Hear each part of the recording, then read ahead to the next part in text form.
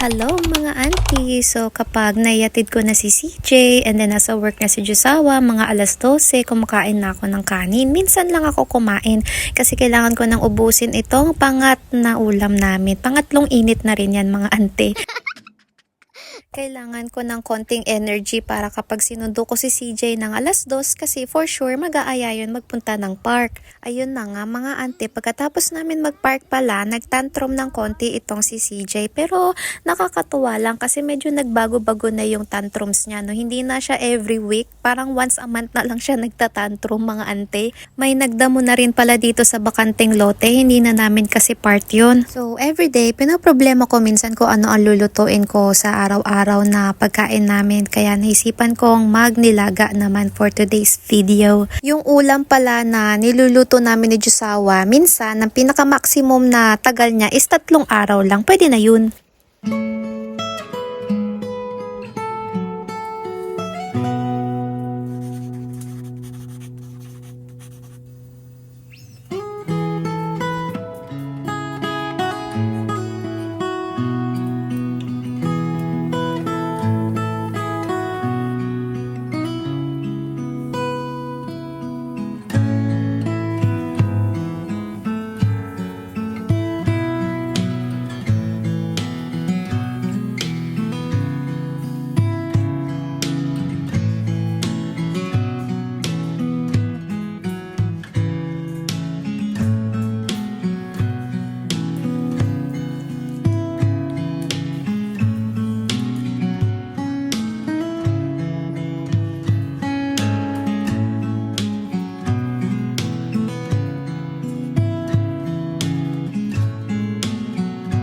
Give me charge so I can get $5 each.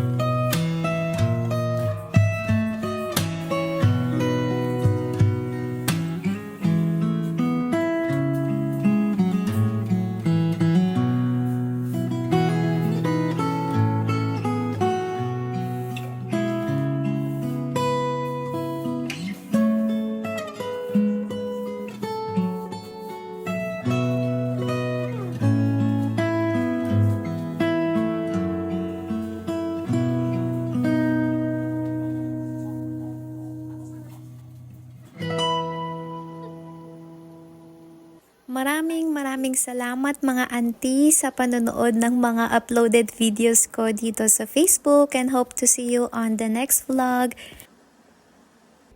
Good night, Aunt Mga auntie. Mara Ante.